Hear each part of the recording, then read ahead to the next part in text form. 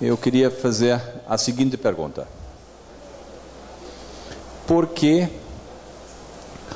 o grande número de pecuaristas nos Estados Unidos, no Canadá e na Austrália tem uma produtividade e um lucro maior do que os brasileiros? Por quê? Será que eles têm terras melhores?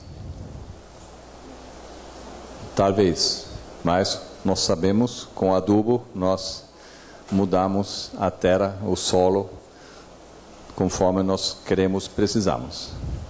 Será que eles têm tecnologias melhores? Não. Porque as tecnologias que nós temos aqui, tropicalizados, ou vieram de lá, ou são do mesmo nível de lá. Será que eles têm máquinas melhores? Não. Eles têm a John Deere, eles têm a Massey Ferguson, eles têm a Matra. Será que eles têm financiamento que a gente não tem? Sim. Só que, desses 2 anos para cá, nós temos financiamento para investimento, para custeio, para ABC, que nós não usamos. Então, a nossa reclamação de 2 anos atrás fica sem efeito, porque agora tem financiamento. Se a gente não vai ao banco, o problema é nosso. Se o banco não presta, é outro assunto. É uma nova cultura que nós temos que aprender isso. Porque o agricultor, há 50 anos, trabalha com financiamento. Quem é o dono do trem aqui? Agora, nós estamos convidando um palestrante, que é o presidente de uma grande associação na Austrália, que vai, na próxima FECORTE, no mês de junho, em São Paulo, explicar como foi construída e mantida a cadeia de carne na Austrália. Eu estava contra o convite desse senhor, porque ele só vai baralhar a nossa cabeça. Por quê? A Austrália é um país com cultura protestante. O Brasil é um país latino com cultura católica. São 2 culturas, são diferentes. Nenhuma é melhor, mas são diferentes. Lá, 85% dos produtores moram na fazenda, dos produtores de porte médio grande. Aqui, se são 25, eu estou exagerando, porque são menos. E quem não mora na fazenda não tem o olho do dono no boi. Lá, 95% tem formação de técnico agrícola. Quantos colegas nossos aqui têm formação, especialidade? Não tem. Aprenderam com o avô, aprenderam com o pai. Lá é agora essa coisa mais importante.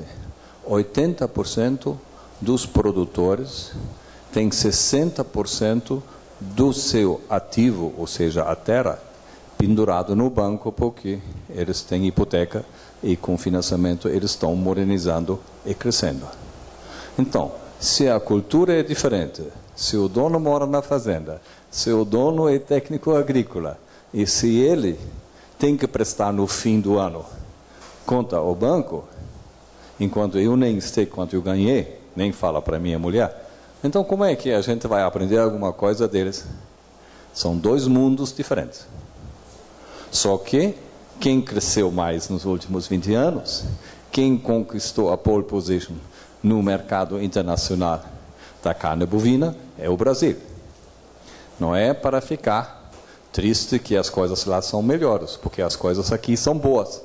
E como nós vimos agora, nós estamos estudando como nós podemos as coisas boas transformar em soluções melhores ainda. Pronto. E só queria, antes de começar, colocar aqui uma nota, que todo mundo sempre diz que o Brasil tem obrigação de alimentar aquele 1 bilhão que está passando fome. Não tem obrigação nenhuma. Alguém já teve uma vez obrigação com o Brasil? Não.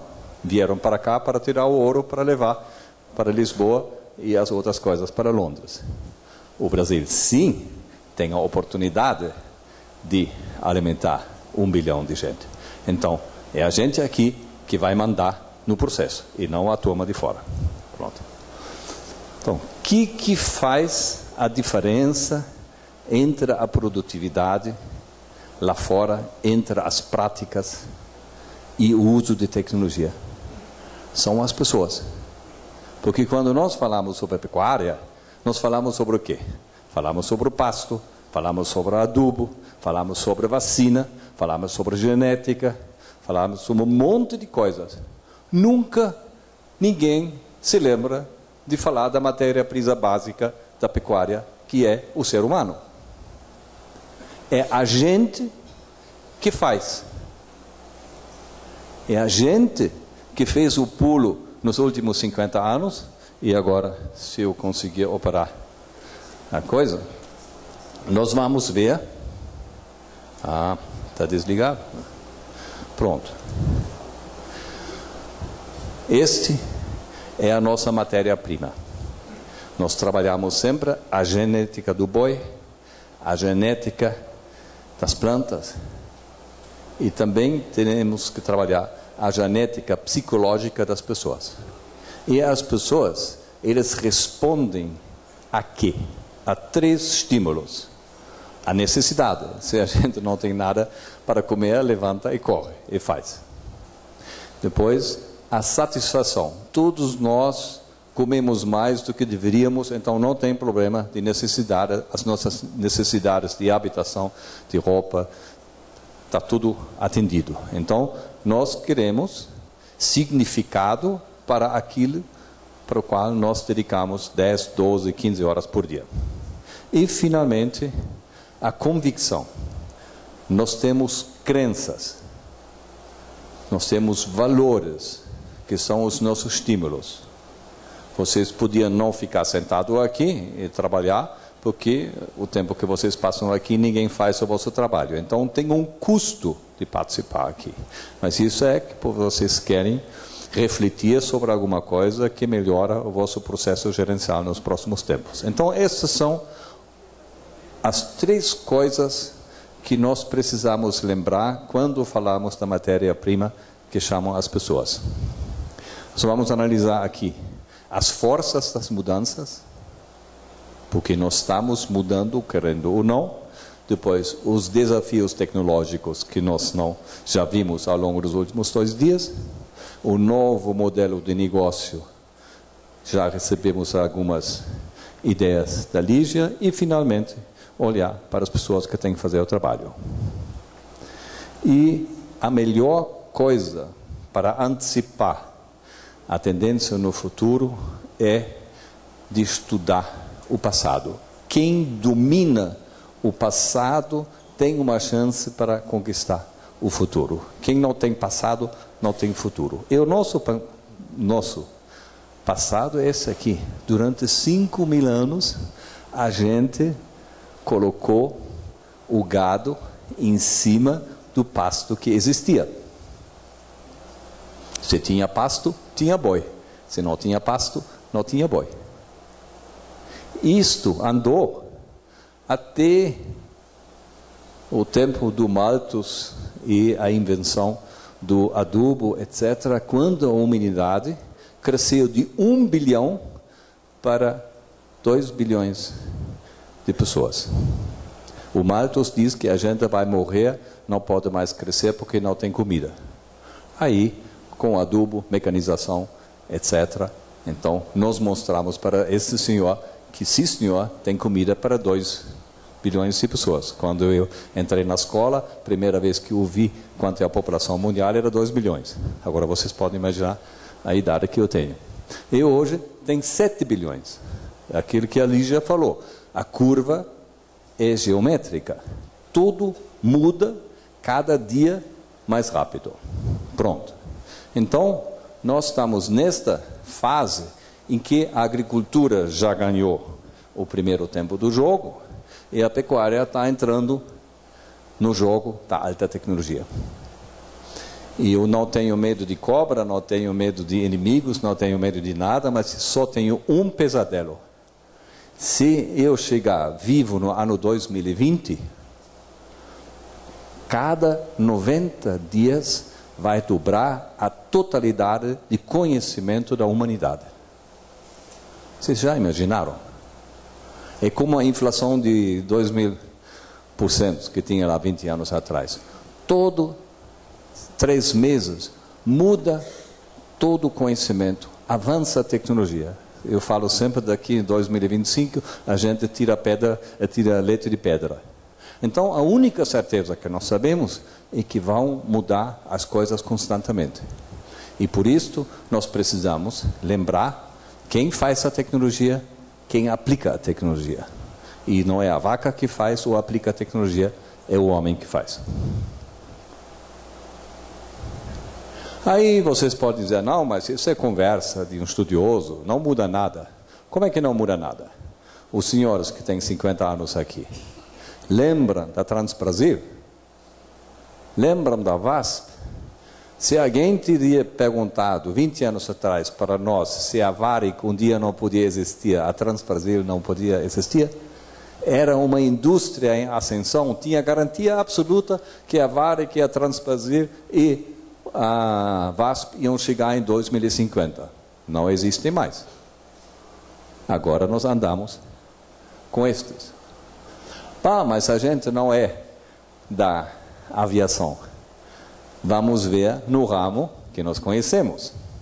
Onde estão os nossos amigos? Anglo, Bordon, Armour. O senhor Romão aqui certamente lembra eles, vendeu para eles. E os mais novos, alguém já ouviu falar da Independência? Era um frigorífico de referência. E agora nós temos esse aqui. E para quem nós vamos vender 2020? Não vem com a conversa, vai ser uma Frick, vai ser a JBS. Eu acho que sim. Uma garantia não temos, porque a Varig não está lá. E a Varig era a JBS tem alguém no JBS aqui? Depois você pode bater em mim. Então, as coisas mudam. Agora vamos ver qual é o nosso modelo de negócio. Bem definido por Karl Marx, que os velhos também conhecem. É a terra que é ativo fixo. São os meios, que é o boi, o trator, que é o ativo circulante. E é a mão de obra.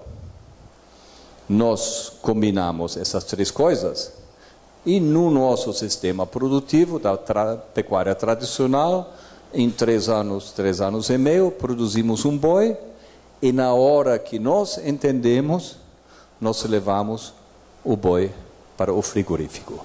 O nosso boi, que pode ser grande, pequeno, pesado, magro, preto, branco, amarelo, todas as cores que a gente já viu quando vai no curral do frigorífico.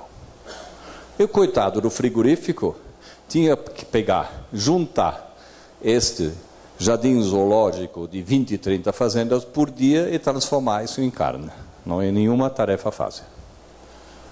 O que está mudando? O que já mudou entre a época do nosso avô e o que vai mudar até a época do nosso filho tomar conta?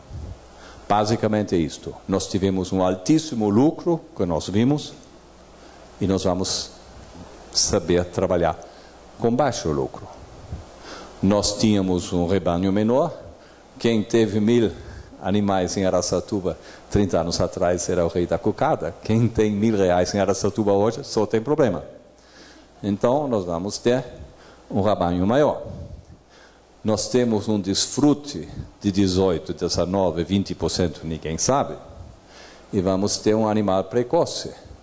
Só que, se nós todos tivéssemos um desfrute de 30%, nós temos que vender a carne para a lua, porque não tem comprador na terra.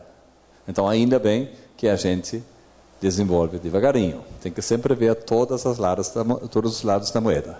E nós tínhamos uma terra de R$1.000, R$1.500, R$2.000 o hectare, e hoje cada um sabe quanto tem que pagar na sua região. Então, reduzindo, nós temos que fazer mais nós temos que fazer melhor e temos que fazer mais rápido. Esta é a curva que a Lígia já calculou até 2000. Mas eu só queria mostrar, em 1980, a gente vendeu para 30, 35, 40 dólares. Tanto faz quanto era o dólar na altura, porque o custo também é em dólar. A roupa e produziu para 15 e 18 reais. Até eu consigo fazer lucro com essa margem. Agora, como é que a gente vai fazer lucro? Os preços baixaram, o custo sobe. Agora, nós temos que trabalhar com novas tecnologias, que é a bolsa, gestão de risco, e nós temos um novo cenário com novas pessoas na pecuária que nós vamos ver depois. Desafios tecnológicos, porque o pasto está lá há 5 anos, a vaca está lá há 5 anos, só que nem o pasto nem a vaca serve mais. Então, como é que fazemos? Esse é o nosso modelo. Terra, boi, pessoas, fazemos um produto. Esse é o novo modelo. Ontem expliquei, não foi em São Paulo na segunda-feira, eu consigo ganhar dinheiro na pecuária sem ter terra e sem ter boi. Se alguém me pagar $5.000, pois eu passo o segredo. Então, a terra é cada vez menos importante, porque em vez de um animal, eu coloco 3, até coloco 5 ou 6. Então, não preciso mais da terra. E não preciso ser dono da terra, eu posso arrendar a terra, já não tenho dor de cabeça. O boi não é mais o mesmo. Vamos ver o Nelore premiado nos anos 1975, e o boi hoje parece que nem parente é. Agora tem uma nova coisa que não existia antigamente: liquidez. Se você não tem fluxo de caixa, você não pode andar o carro porque não tem gasolina. E as pessoas, só que as pessoas não são mais estas pessoas, são pessoas novas. E nós temos a inversão da lógica da cadeia de carne. É o consumidor que fala para o comprador do supermercado qual é a carne que ele quer comprar. Essa carne é diferente na Itália e na Suécia, e é diferente no Rio Grande do Sul e no Ceará.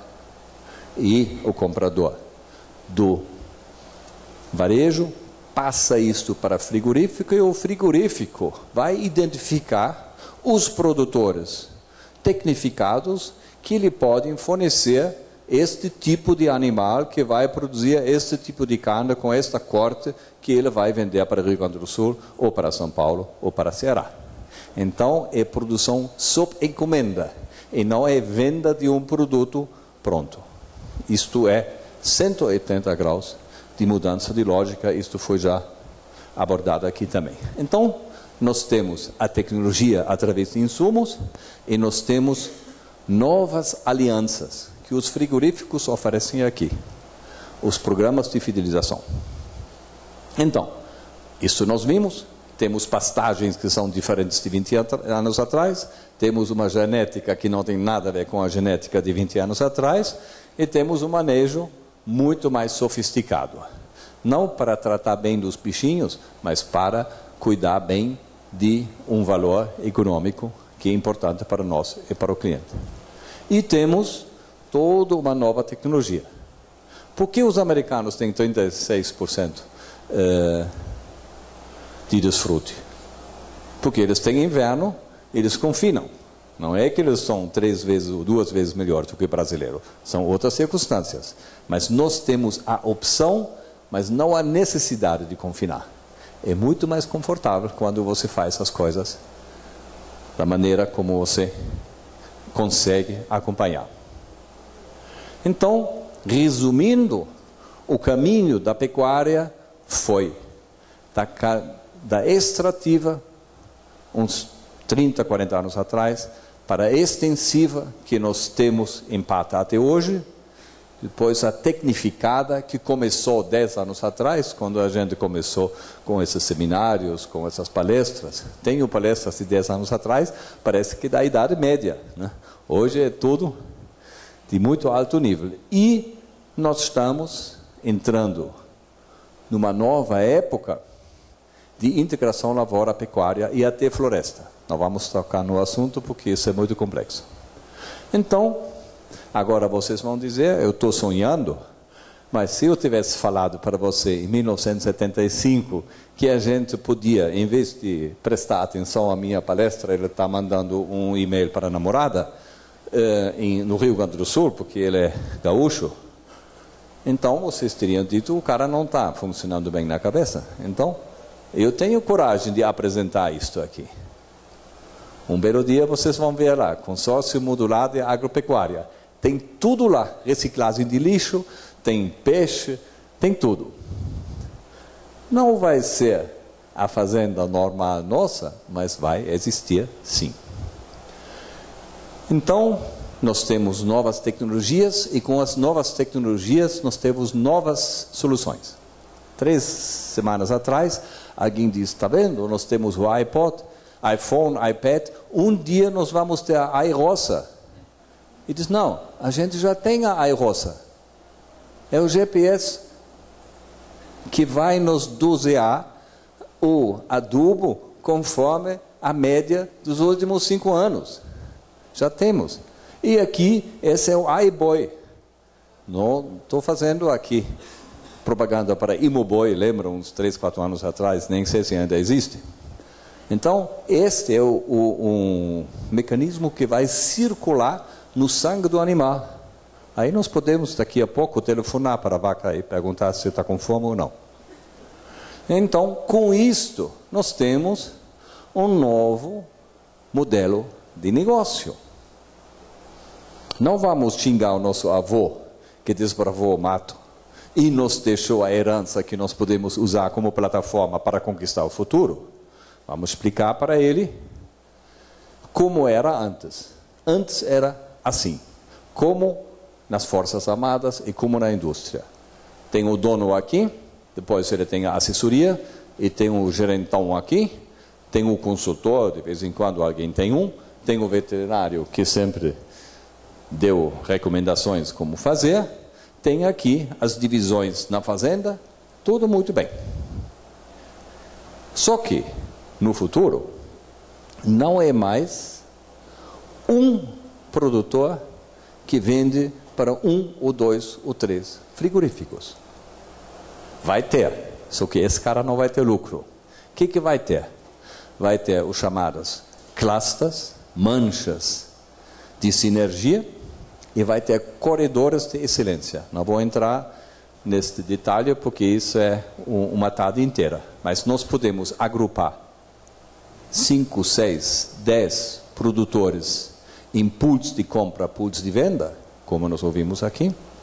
Nós podemos fazer, através da Alliance for Tomorrow, nós podemos juntar os clientes VIP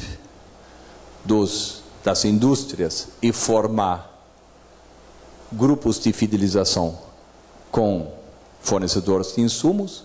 Nós podemos fazer agrupamentos, aqui tem o Mafric, JBS, etc. e tal, que tem o programa Angus, etc., que até coloca o sêmen à disposição, e nós podemos fazer situações onde nós juntamos produtores com fornecedores de insumos e com frigoríficos, e o Banco do Brasil vai financiar um programa de 5 anos para definir um programa que vai aumentar a disponibilidade de animais certificados, padronizados e que chegam lá, tudo, eu acho que o Danilo mostrou lá, que nem deu para distinguir se era um animal ou 100 animais, porque era tudo igual.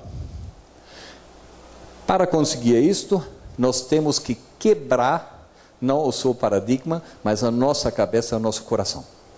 Não é mais o dono que manda, é o dono que convide, o dono que inspira, porque ele, o dono, nunca tratou do animal. Nem o gerente, nem o capataz, é o peão. O único, estou polarizando um pouco, o único que trabalha e ganha dinheiro na fazenda é o peão. Todos os outros gastam dinheiro. Então isso nós temos que aprender o mais rápido possível, porque senão o camarada vai mudar para a cidade, porque com Bolsa Família vai trabalhar na nossa fazenda só porque ele não está muito bem informado. Podia viver bem sem trabalhar ou fazer trabalho de segurança num prédio na cidade. Então, nós temos uma nova filosofia onde nós vamos integrar o pecuarista, que é gestor de negócio, que não defina mais como é que vai ser a cerca elétrica, porque isto é alta tecnologia, para isto ele tem que ter o conselho dos consumidores, dos produtores de insumos. Ele vai ter uma ligação de fidelidade, é difícil de imaginar, mas daqui a 5 anos vai funcionar, com os frigoríficos. E ele vai ter numa constante rotação de ideias com as pessoas que mexem com gado. Este aqui é o nosso retrato. Nós estamos sentados aqui num centro de gestão de inteligência de novas tecnologias. Porque se eu aplico a tecnologia que foi inventada em 2010, em 2015 já estou atrasado. Eu tenho que estar sempre atento. Vocês estão fazendo isso aqui porque vocês estão presentes e sacrificando o vosso dia de trabalho para ouvir o que está rolando no futuro. Então, resumindo esta parte, a pecuária não é pasto, mas boi. A pecuária é um sistema complexo e, pior ainda, dinâmico, porque muda cada 6 meses.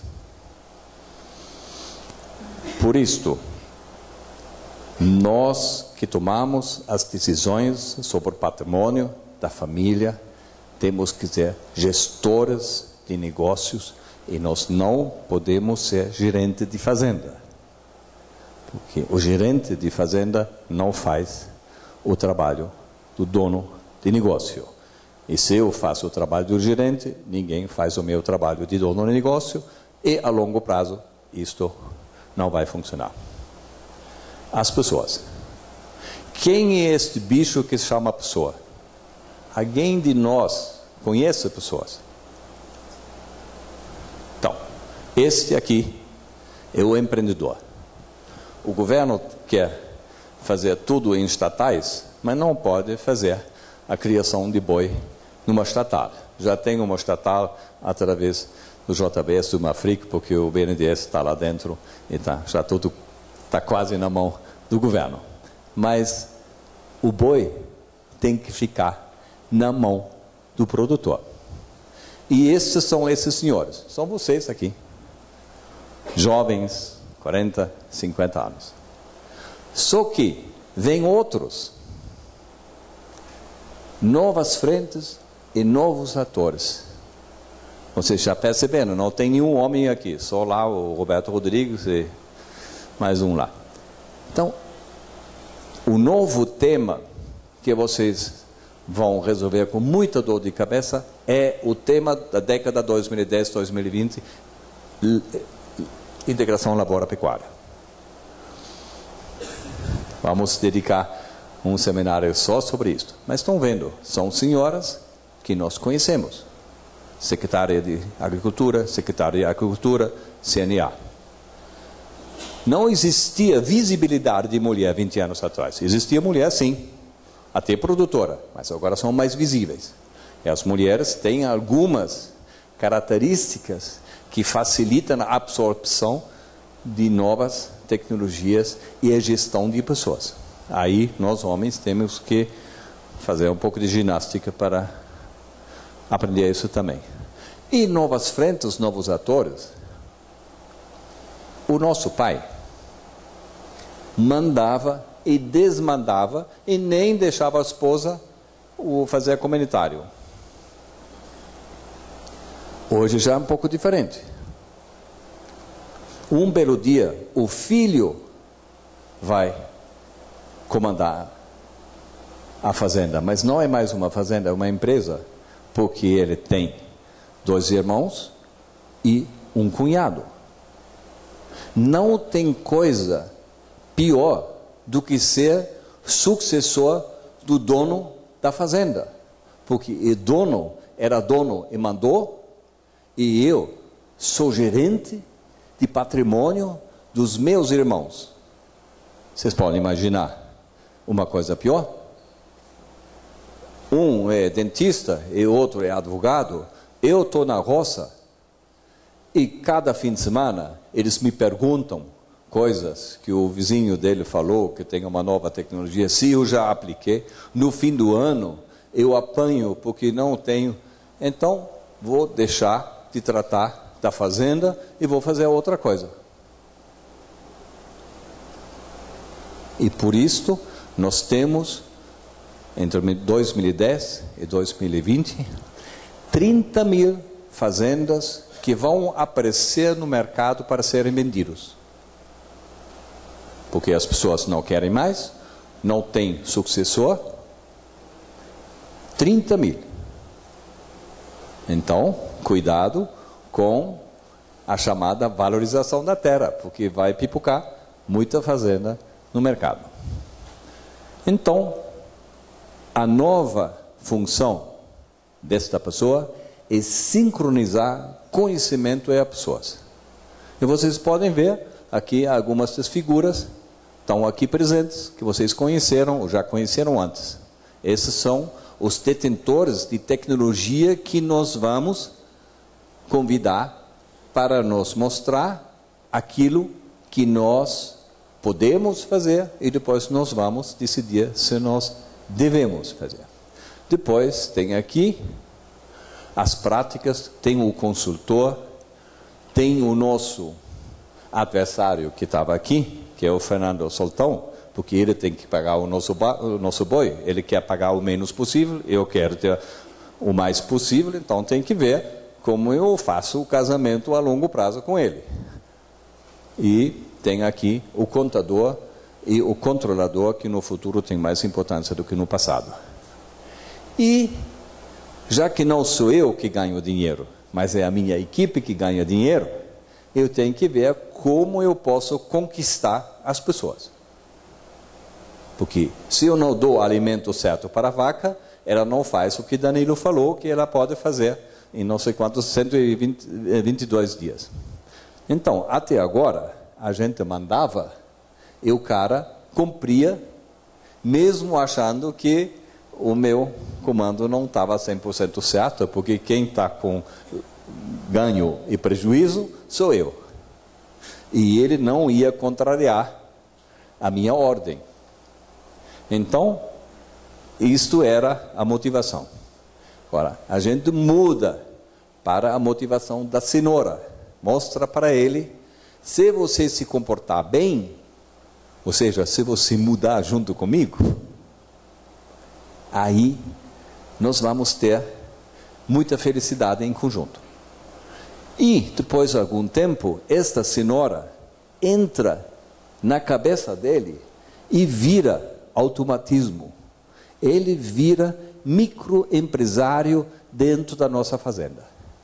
Se nós não conseguimos transformar o empregado em sócio microempresário, meus senhores, não vamos aplicar nem 1/3 de todas as maravilhas que foram apresentadas nos últimos 2 dias. Porque não somos nós que vamos dar o trato ao animal. Não é o gerente, é o camarada perto da vaca. E ele precisa passar a ser nosso sócio. E ele quer, porque 80% do pessoal que trabalha com a gente é boa gente. E aqui, vocês depois com calma podem estudar quais são as motivações. E agora me pediram para falar sobre sucessão. Não vou falar sobre sucessão familiar, porque esse é um tema muito complicado. Vou falar sobre sucessão dentro da gente. Se você perguntar o seu filho com 20 anos, e você tem 45 anos, ele acha que você é velho. Você agora tem 45 anos, você acha que você é velho? Porque ainda tem o pai com 72 anos. Esse sim, está um pouquinho velho. Mas se perguntar a ele, ele não acha que é velho. Porque cada idade tem a sua especificidade, não tem outra palavra nesse momento. Então, com 20 anos, você tem que, ou até 20 anos, tem que aprender. Com 25, 30 anos, você tem que fazer. Quem não fez, não sabe comandar. Depois, com 30 até 40 anos, você vai coordenar aqueles que estão fazendo. Porque, como eu falei com o Romão uns anos atrás, se você sempre trabalha, você não pode ganhar dinheiro. Tem que fazer outro trabalhar para você ganhar dinheiro. Mas antes disso, você tem que saber o que você vai dizer para ele. Por isso, você, durante 5 anos, tem que trabalhar também. Pronto. Muda, então, a minha tarefa. Com 50, 60 anos, você não coordena mais, você não delega mais. Você controla e você estrutura. Você faz a mudança contínua no modelo de gestão da sua empresa. Lembro muito bem, eu tinha um mentor na minha vida, diz, com 50 anos, então com 25 você trabalha, com 40 você manda, com 55 você almoça. Eu não entendi, não vou almoçar com 25 anos. Diz, não, com 55 anos você arranja os negócios almoçando com fornecedor, com cliente, senão trabalha mais. Pronto. Tudo isto nós temos que fazer. Vocês não podem gostar é outra coisa, mas é assim mesmo. E depois, com 60 anos, hoje ninguém mais morre, está com 70, 75, 80, 85. Então, esta pessoa tem que representar na associação e tem que orientar a família, porque nós vamos voltar daqui a poucos anos para ter respeito dos velhos, porque os velhos sabem muita coisa, não sabem mexer no iPad, como os colegas aqui, nem sei que eles estão prestando atenção ou não, mas tanto faz, o problema é deles, não é meu. Pronto, então, esta é a sucessão dentro da nossa própria vida. A próxima sucessão é dentro do nosso negócio, e a terceira sucessão é dentro da família. Então, depois vocês vão ter acesso a isto. Nós temos as pessoas que são matéria-prima do século I. O indivíduo, que somos nós. O grupo, que é a fazenda. E o ambiente, que são os fornecedores, são os nossos clientes, que são os frigoríficos. Agora, nós sabemos como funciona a fazenda, mas será que nós sabemos como funciona uma pessoa? Nós sabemos como funciona a vaca, sim. Quando ela... A gente não sabe, mas o peão sabe quando ela está com cio. Então, a gente sabe quando nós estamos no momento de inspiração, o nosso cio intelectual. Então, nós categorizamos as pessoas, o cara é inteligente e o cara é burro. Não existe burro. Nem o burro é burro. Mas gente ainda menos. Existem 8 inteligências. E eu sou mais inteligente na parte verbal, mas sou um burro tecnológico. E um outro não sabe falar direito, mas entende muito da matemática. Então, para nós gerenciarmos sistemas complexos que precisam ser sincronizados, nós precisamos ter todas as inteligências na fazenda.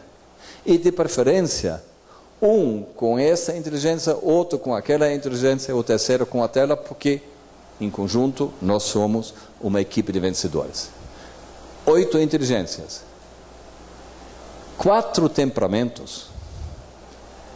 Tem um cara que sempre reclama. Um cara que sempre está bem disposto.